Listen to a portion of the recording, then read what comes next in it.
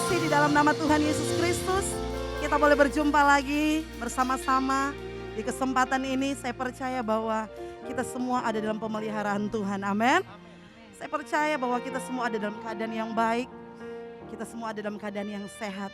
Karena kita mempunyai Tuhan yang dahsyat, Tuhan yang ajaib, Tuhan yang besar, yang memelihara setiap kita. Sehingga kita boleh ada sebagaimana kita ada, semua karena kemurahan Tuhan, semua karena kebaikan Tuhan. Boleh kasih tepuk tangan bagi Tuhan kita yang dahsyat dan luar biasa. Haleluya. Mari sebelum kita akan memulaikan ibadah kita, mari tundukkan kepalamu, kita berdoa. Bapa, kami bersyukur Tuhan di kesempatan yang indah ini. Engkau kembali memberikan kami kesempatan untuk dapat boleh beribadah bersama-sama melalui ibadah online ini Tuhan. Tapi kami percaya Tuhan, dan kami yakin dan percaya Tuhan, Engkau ada bersama-sama dengan kami. Engkau Tuhan yang selalu ada bagi kami Tuhan. Bahkan Engkau Tuhan yang ada dalam hidup kami. Dan kami percaya Tuhan, saat ini Tuhan kami rindu memberikan yang terbaik lewat setiap pujian kami. Sembah kami hanya bagi-Mu Tuhan. Karena kami percaya Tuhan, Engkau Tuhan yang sudah terlebih dahulu memberikan yang terbaik bagi kami. Sebab itu dengan apa kami mau balas untuk segala kebaikan-Mu dalam hidup kami Tuhan. Lewat kami rindu meninggikan bahkan memuliakan nama-Mu Tuhan. Raja di atas segala raja. Tuhan yang besar, Tuhan yang dahsyat, yang memelihara hidup kami sampai pada saat ini. Walaupun setiap musim memang kami boleh lewati Tuhan. Setiap keadaan yang sulit ini kami boleh lewati Tuhan. Kami percaya tangan Tuhan yang selalu memegang kami. Terima kasih Tuhan, terima kasih Bapa.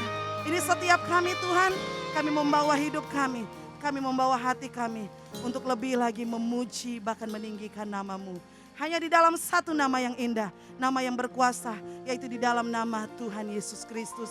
Mari kita semua yang siap memuji Tuhan, sama-sama kita katakan, amin, haleluya.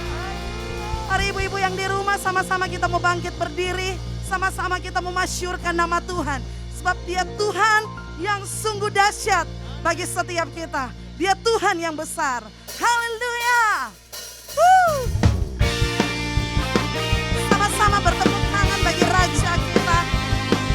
Amin. Haleluya. Oh, kami agungkan nama-Mu. Amin.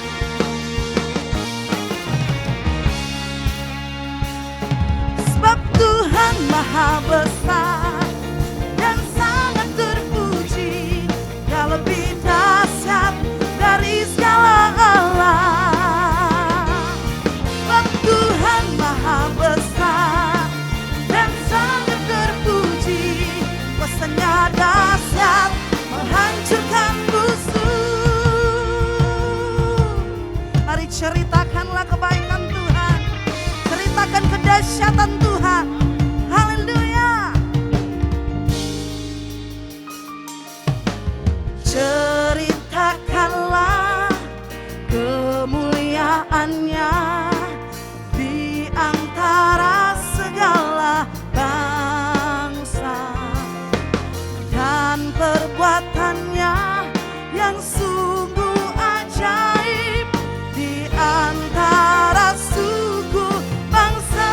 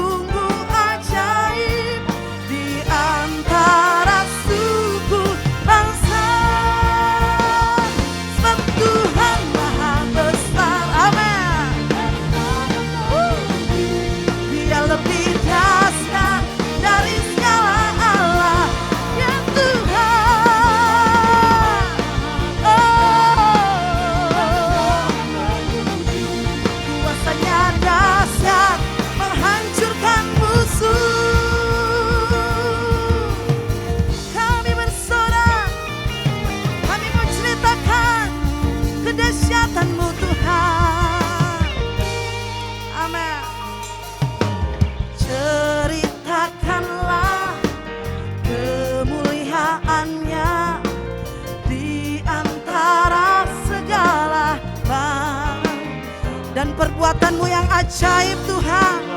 Amin. Yang sungguh ajaib di antara suku bangsa. Sebab Tuhan maha besar dan sangat terpuji. Dia lebih dahsyat dari segala alam. Amin. Sebab Tuhan maha besar dan sangat terpuji. Kuasanya dahsyat menghancurkan. Mari saya rindu ibu-ibu yang di rumah sama-sama. Sebab Tuhan maha. Bertepuk tangan di atas kepalamu. Nyatakan Tuhan kita besar, Tuhan kita dahsyat. Amin. Perbuatan-perbuatannya yang ajaib. Amin. Haleluya. Dahsyat menghancurkan musuh. Sebab Tuhan maha besar dan sangat terpuji. Dia lebih dahsyat dari segala alam. Sebab Tuhan maha besar dan sangat terpuji. Kuasanya dahsyat menghancurkanmu. Katakan kuasanya dahsyat. Dahsyat, dahsyat, dahsyat, dahsyat, dahsyat, menghancurkan musuh. Haleluya, haleluya. Sorak-sorai bagi Tuhan kita yang dahsyat. Haleluya, haleluya. Terima kasih Yesus. Sebab Engkau Tuhan yang dahsyat. Sebab Engkau Tuhan yang ajaib. Sungguh perbuatan-perbuatan-Mu ajaib. Oh, kami bersyukur Tuhan. Kami bersyukur punya Tuhan yang dahsyat. Sungguh kami bangga memiliki Tuhan seperti-Mu Yesus. Haleluya, haleluya. Oh,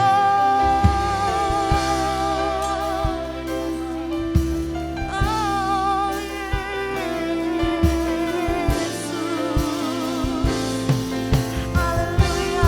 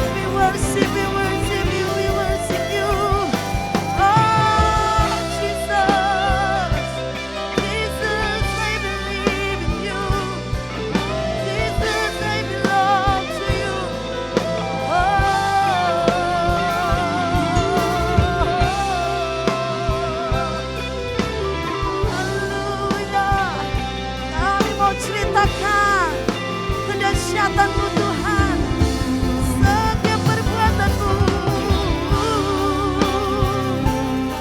Oh, setiap bangsa-bangsa tunduk dalam nama-Mu. Oh, setiap lidah kan mengaku Yesus Tuhan, Yesus wah Tuhan. Ya Allah, syana nama ya Allah.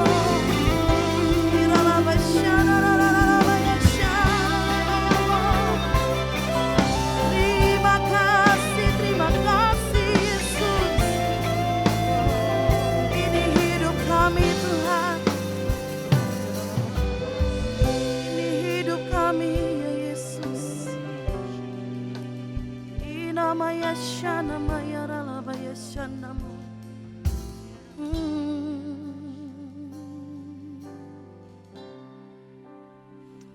Jesus, Jesus, I believe in you, I belong to you.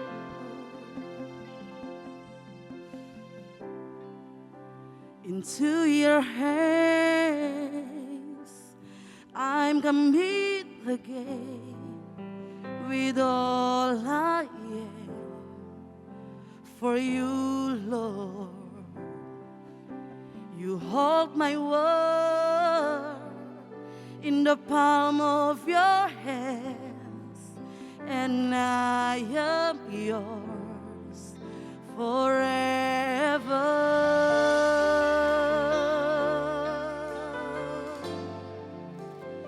Jesus, I believe in you. Jesus, I belong to you. You're the reason that I live, the reason that I see. With all I am, oh,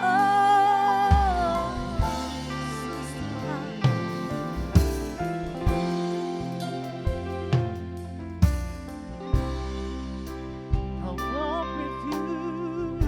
Amen.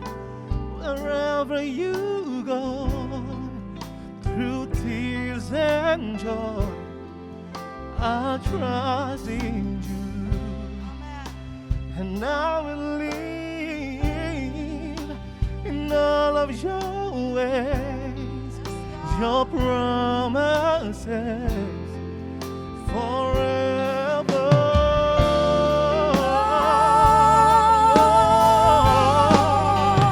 Jesus, I believe in you. Jesus, I belong to you. You're the reason that I live, the reason that I Jesus, I believe in you. Oh, in you, Jesus, I belong to you. You're the reason that I live, the reason that Jesus, I believe in you. Oh, in you.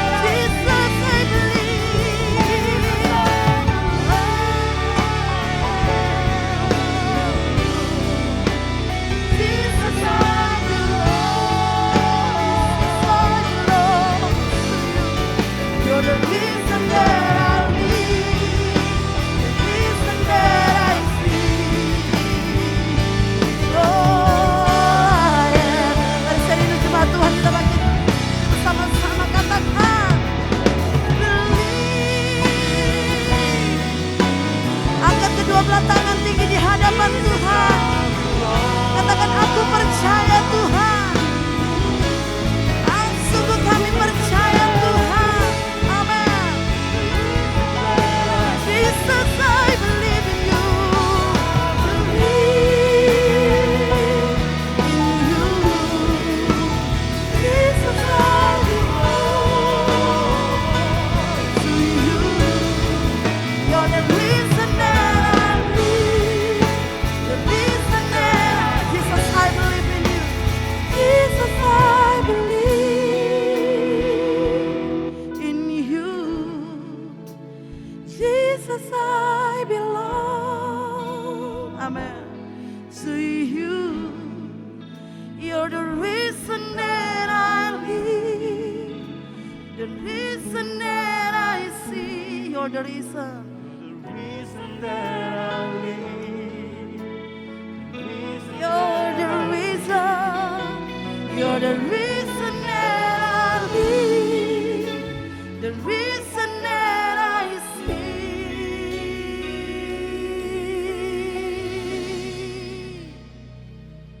With all I am.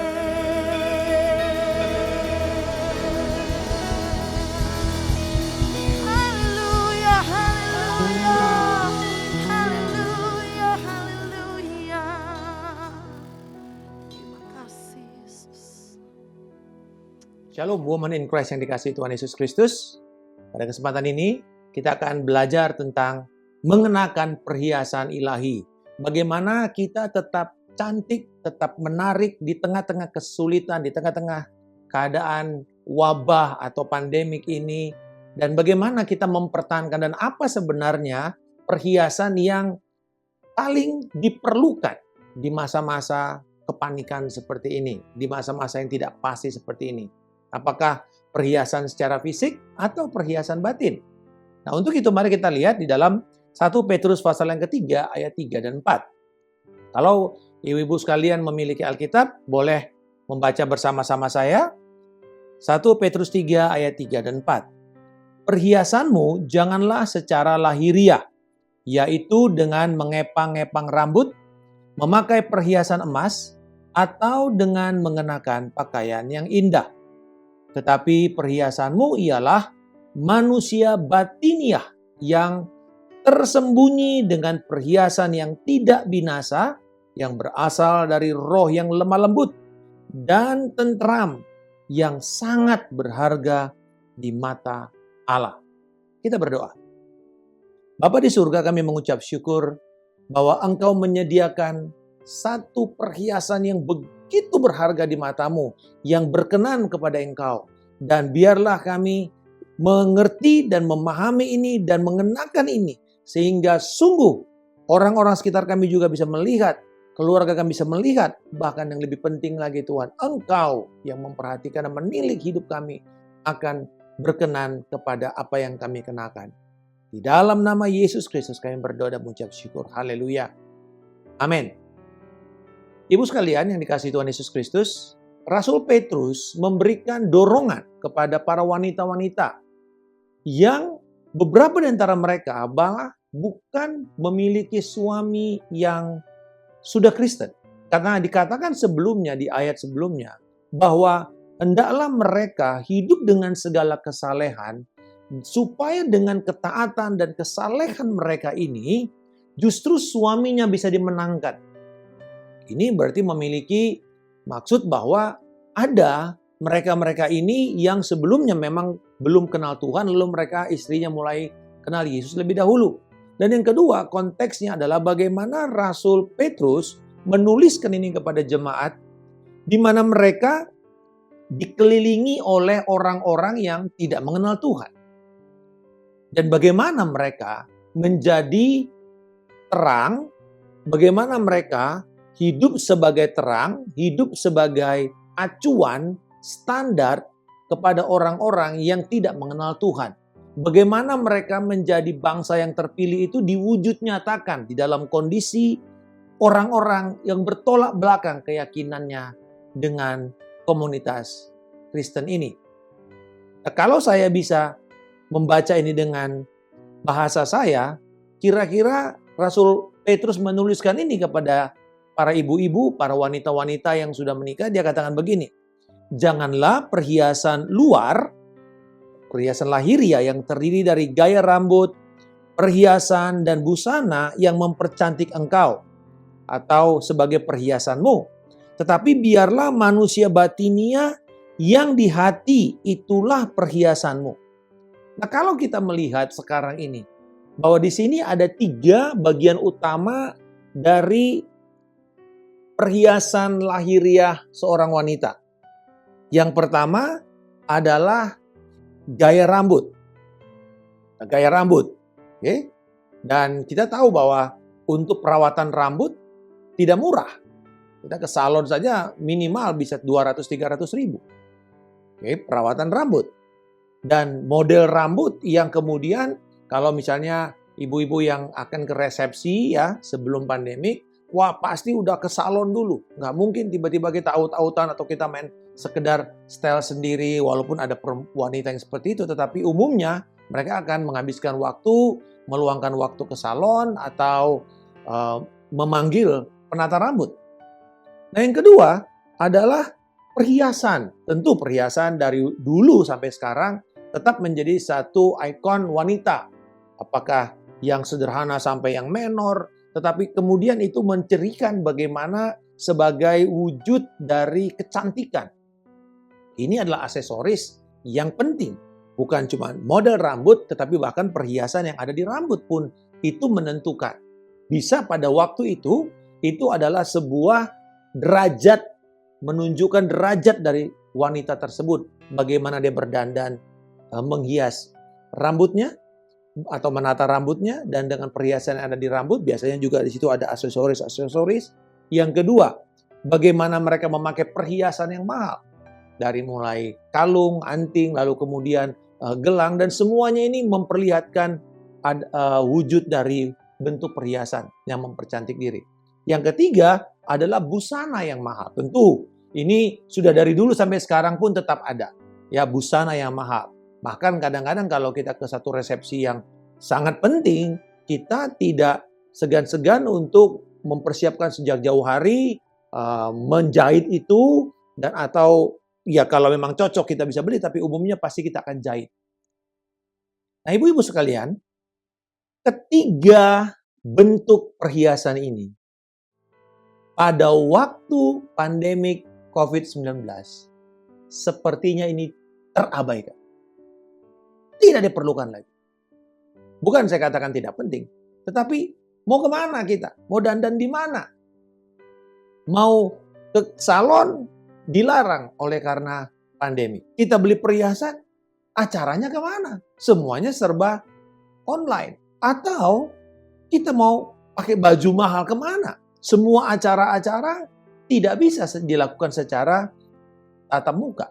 Akhirnya apa yang Alkitab katakan ini benar. 3 hal ini bukanlah yang menjadi ciri dan penentu penanda seorang wanita yang mulia. A noble woman. Bukan dicirikan dari bagaimana dia sekedar menata rambutnya, perhiasan yang dia pakai, atau busana yang dia kenakan. Semua itu baik. Saya tidak mengatakan bahwa kita harus anti semua itu, tidak. Tetapi kita belajar di sini bahwa Alkitab itu jelas menunjukkan bahwa akhirnya yang lahiriah itu bukan yang paling penting. Jadi ini bukan sekedar mau merohanikan keadaan, ya bukan. Tetapi kita bisa melihat di sini, apa sih sebenarnya yang paling penting di mata Allah? Karena ada waktunya ternyata bahwa ini bukan hanya ditujukan kepada orang kaya, bukan, kepada semua orang. Dan pandemik COVID-19 ini tidak peduli saudara pintar, saudara bodoh, saudara kaya, saudara kurang. Tidak ada, semua orang kena. Nah pertanyaannya, kalau begitu bagaimana kita tetap menarik? Bagaimana kita tetap memuliakan Tuhan? Bagaimana kita tetap cantik di mata Allah? Karena saya percaya sekalipun kita di rumah, tentu beberapa saudara, ibu-ibu masih ada yang bekerja mungkin dan work from home. Nah kadang-kadang ya tetap ada dandanannya juga yang dipakai. Tetapi tidak seribet, kalau saya mengatakan tidak seribet kalau kita harus pergi melakukan itu dengan tatap muka. Sekarang ini untuk apa punya lipstik, Bu?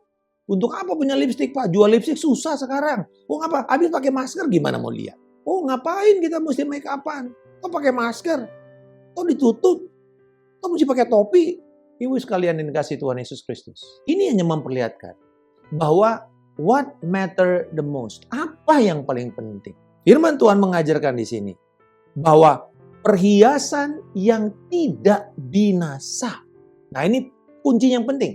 Jadi ada perhiasan yang binasa, ada perhiasan yang tidak bisa binasa. Di sini Rasul Petrus berkata, ada perhiasan yang tidak bisa binasa. Apa itu dikatakan?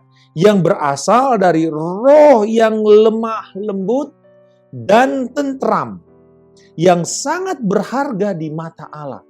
Wah, ternyata di sini kita belajar bahwa yang menjadi standar perkenaan itu bukan manusia. Ini juga menolong kita untuk membangun satu identitas yang kuat di dalam diri kita.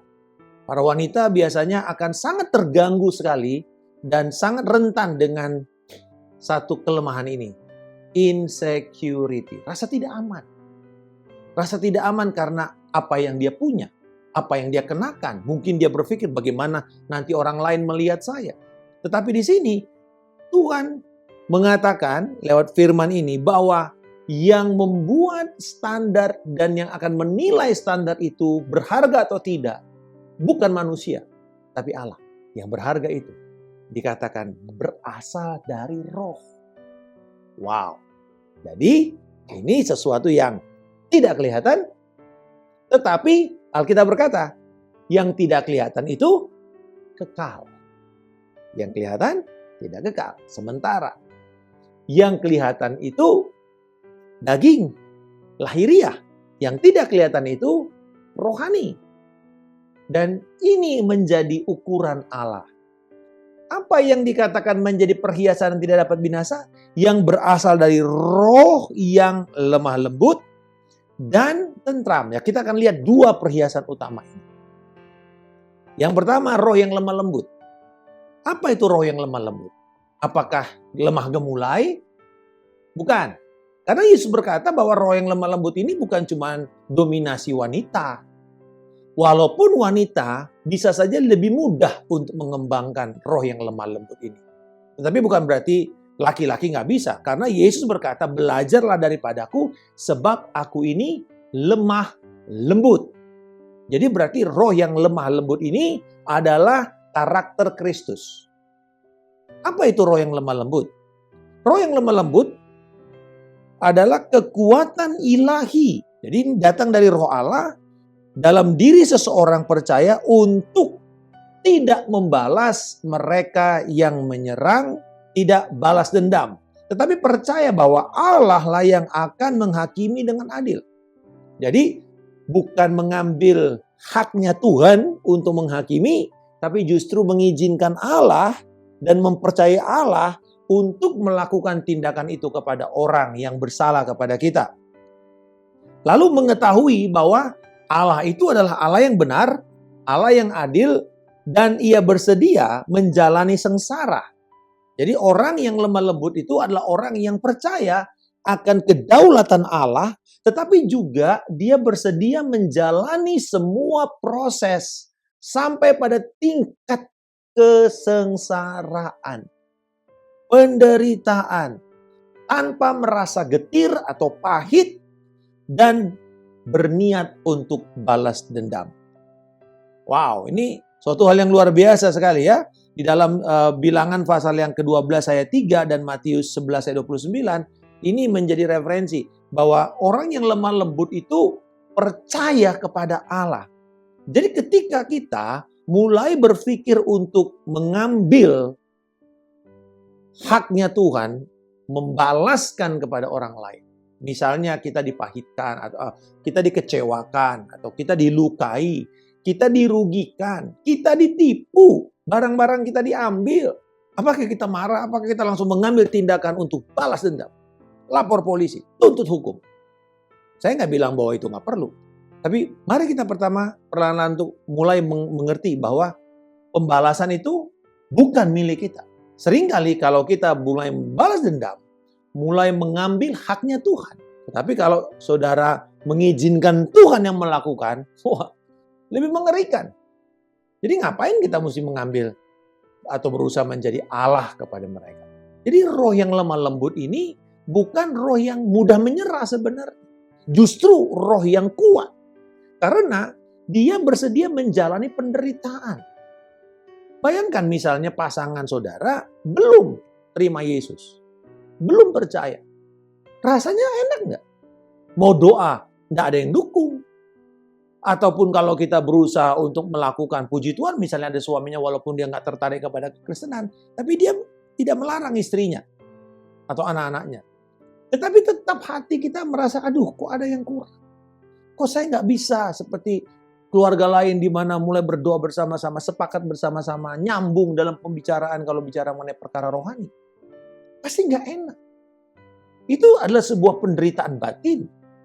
Tetapi Alkitab mengatakan di sini, izinkan engkau bahkan masuk ke dalam penderitaan dan kesengsaraan tanpa harus menjadi pahit, tanpa harus menjadi marah. Tapi percaya bahwa Tuhan memiliki kedaulatan penuh.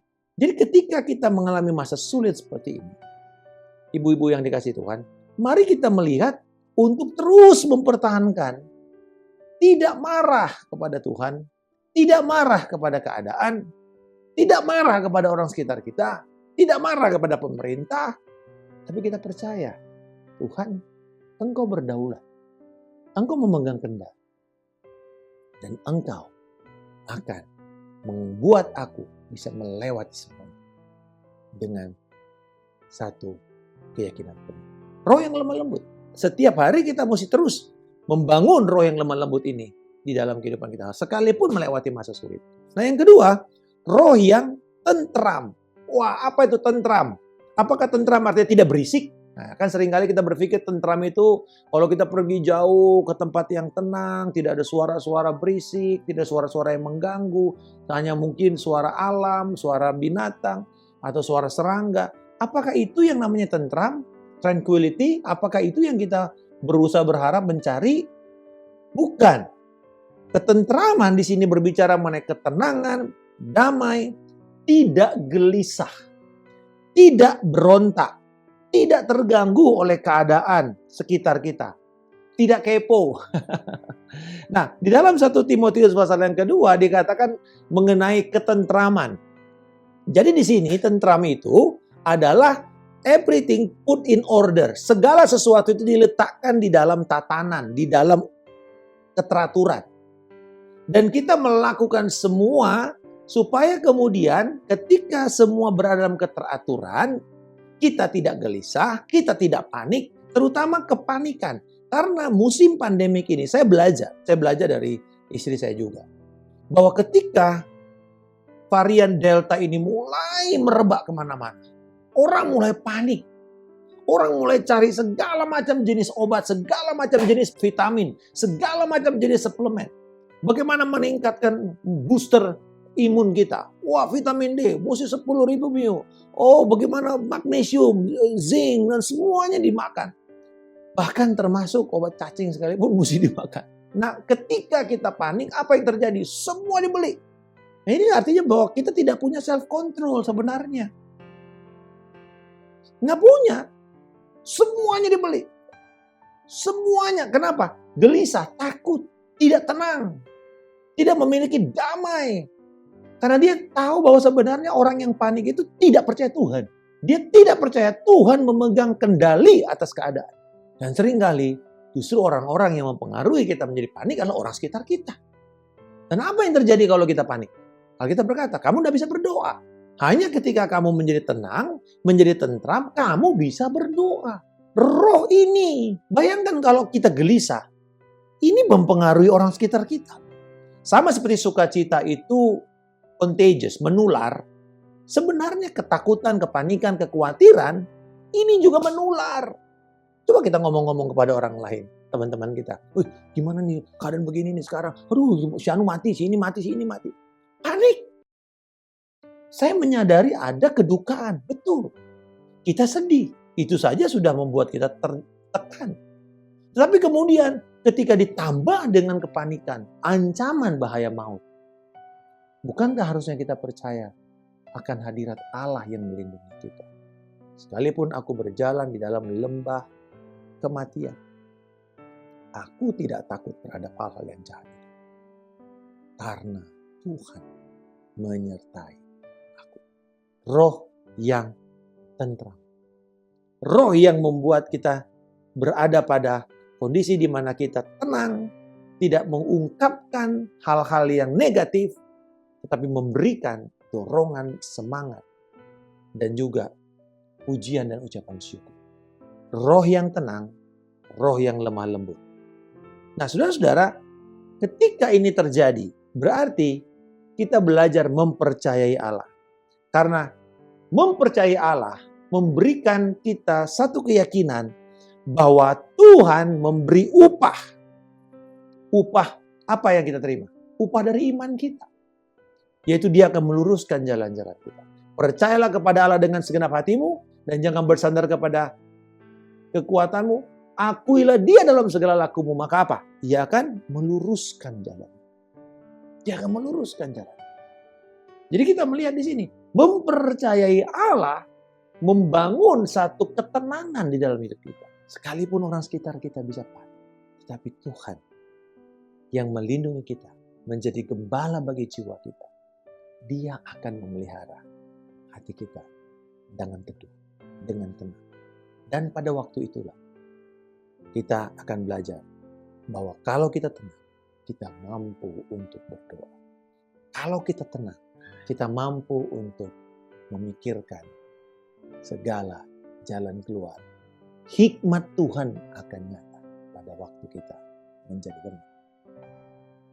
Alkitab berkata dalam Mazmur 46 ayat 11, diamlah dan ketahuilah bahwa akulah Tuhan. Diamlah. Menjadi tenanglah. Menjadi tenanglah. Jadi menjadi tenang itu bukan diam lalu nggak ngomong apa-apa, bukan. Tapi kita membuat sungguh-sungguh. Kita singkirkan suara-suara kepanikan, suara-suara kekhawatiran, suara-suara ketakutan. Supaya kita bisa mendengar suara Tuhan. Dan kalau kita bisa mendengar suara Tuhan, intimidasi musuh tidak akan sanggup. Hanya orang yang mendengar suara Tuhan yang bisa menggenapi panggilan Allah pada zaman. Dan kalau kita saat ini punya kesempatan yang terbesar untuk belajar mendengar suara Tuhan, ya sekarang ini. Karena banyak sekali ujiannya. Banyak sekali suara yang bising. Dan kita mesti mengatakan untuk kita tutup semua itu. Lalu kita mulai fokus untuk mendengar kepada apa yang Tuhan katakan lewat firman. Oh, saudara, kita bisa kan sebenarnya belajar untuk melatih pendengaran kita. Kemana? Apa yang kita mau dengar? Coba, sekalipun suara bising-bising begini. Tapi ibu mulai konsentrasi. Saya mau mendengar suara yang datang dari belakang saya. Maka itu akan diarahkan untuk saya mulai mendengar suara yang datang dari belakang, bukan datang dari depan. Jadi apa yang kita mau putuskan untuk kita dengar, bukan mendengar apa yang kita mau dengar, bukan. Tetapi kita tahu bahwa hari ini Tuhan mengatakan dengarlah suara Tuhan. Dengar suara Tuhan. Ini kesempatan yang terbaik untuk kita belajar mengaktifkan kepekaan kita mendengar suara Tuhan. Dan itu perlu satu keberanian, satu kekuatan. Seperti seorang prajurit yang melawan. Jadi saudara, kalau ada kesempatan kita bertumbuh secara rohani, menjadi dewasa, itu sekarang ini ibu-ibu. Sekarang ini. Kita bisa memilih. Dan sekarang ada banyak wanita-wanita ya, teman-teman istri saya, yang ketakutan buka HP. Karena nanti dengar lagi ada yang meninggal. Dengar lagi kasusnya naik dan segala macam. Ketakutan. Akhirnya larinya kemana? Drama Korea. Menyelesaikan persoalan enggak? Saya bukan anti dengan drama Korea. Atau apapun. Tapi jangan melarikan diri ke tempat yang tidak menjadi jalan keluar, ibu-ibu sekalian.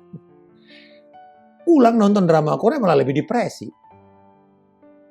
Saya ingat satu kali anak saya nangis-nangis makan, lagi kita makan siang, dia udah kebakaran. Saya bilang, di mana kebakaran?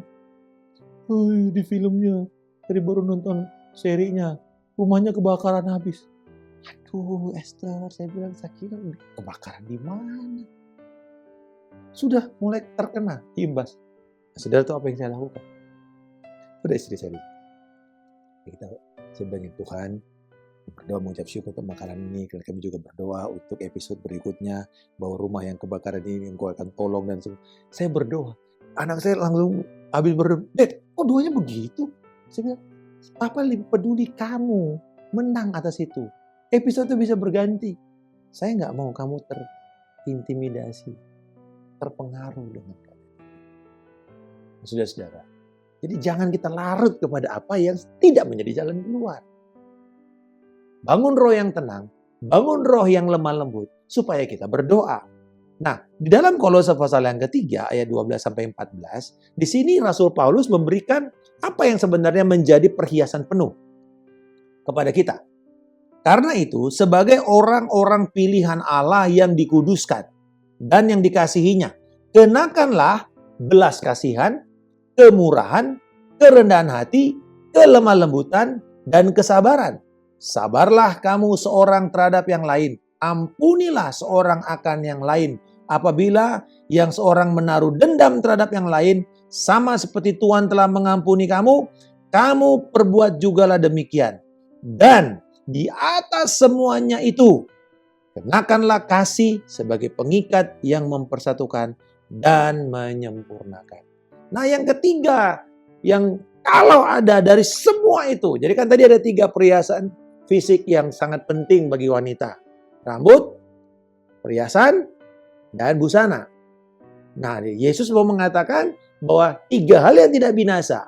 1, roh yang lemah lembut. Perhiasan kedua, roh yang tentram. Dan perhiasan yang ketiga, kasih. Di atas semua itu kenakanlah kasih. Karena tadi di ayat yang ke-12 dan 13, Rasul Paulus mengatakan kepada jemaat Kolose itu semuanya juga berkaitan dengan roh yang lemah lembut. Dibilang jangan balas dendam, lepaskan pengampunan, kamu sabar kepada orang-orang, dan juga menjadi murah hati, ya, tenang kepada keadaan, punya belas kasihan, kesabaran, kerendahan hati. Semua itu bicara mengenai kelemah lembutan dan ketentraman. Tetapi di atas semuanya itu yang mengikat kita adalah kasih.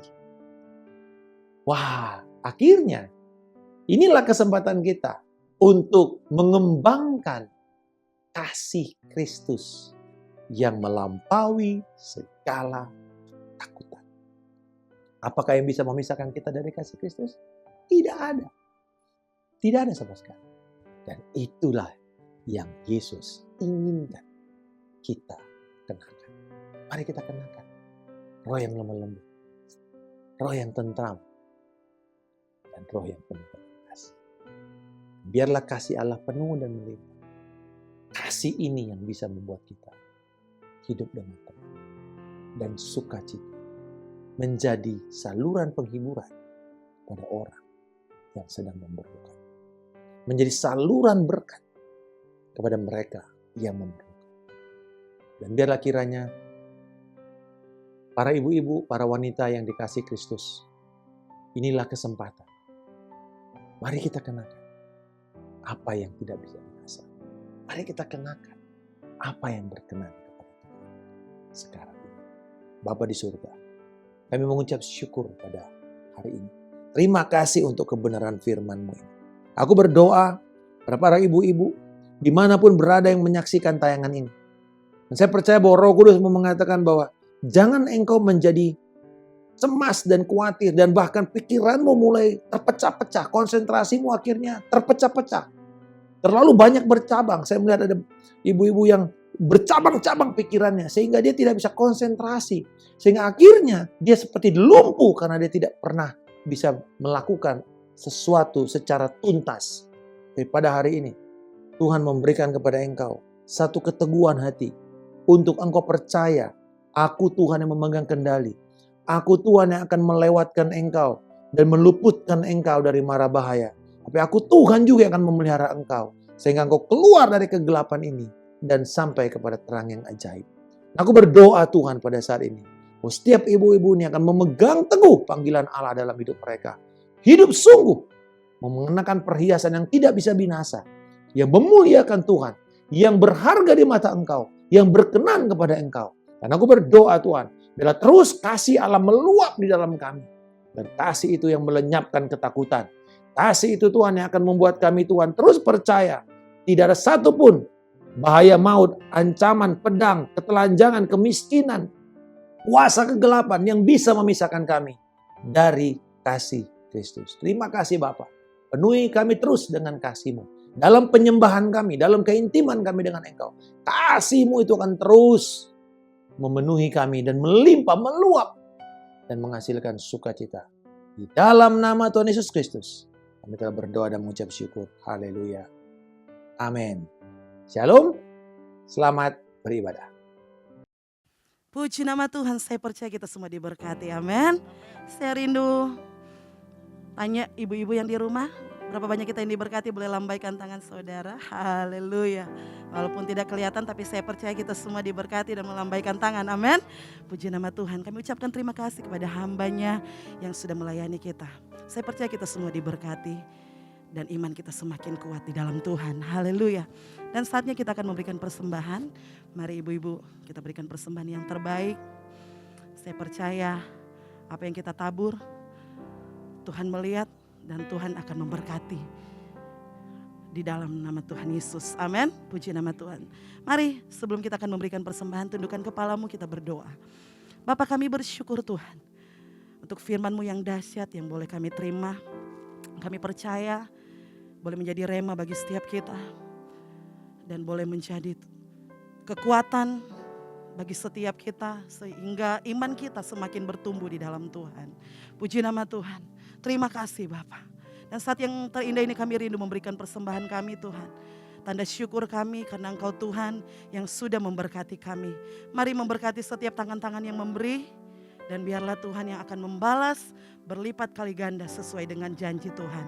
Puji nama Tuhan. Kami siap menabur yang terbaik hanya di dalam nama Tuhan Yesus. Kami berdoa dan bersyukur. Haleluya. Amin. Saya mengucapkan terima kasih buat pelayanan Pastor Markus Simanjuntak dan juga buat semua selama ini hubungan yang baik dengan GB Puri Indah. Tuhan memberkati Bapak, Ibu dan semua anak-anak dan juga anak-anak rohani. Dalam nama Bapa dan Anak dan Roh Kudus, dalam nama Tuhan kami Yesus Kristus yang hidup, umat pilihan Tuhan, kekasih-kekasihnya Tuhan, pulanglah, bawalah damai dan sejahtera yang berlimpah, kasih, cinta dan penyertaan Tuhan yang tidak ada habisnya bersama dengan engkau. Yakin dan percayalah, apa saja yang kau kerjakan bersama dengan Tuhan, dibuatnya baik dan berhasil. Kemana kakimu melangkah, Tuhan beserta dengan engkau. Sehingga engkau boleh jadi berkat buat banyak orang lain yang berkekurangan. Dan hidupmu memuliakan nama Tuhan. Dalam nama Tuhan Yesus. Yang percaya Tuhan baik, sama-sama yuk kita berkata, amin. Tuhan memberkati kita semua. Tetap jaga kesehatan karena pandemi COVID-19 belum selesai. God bless you all.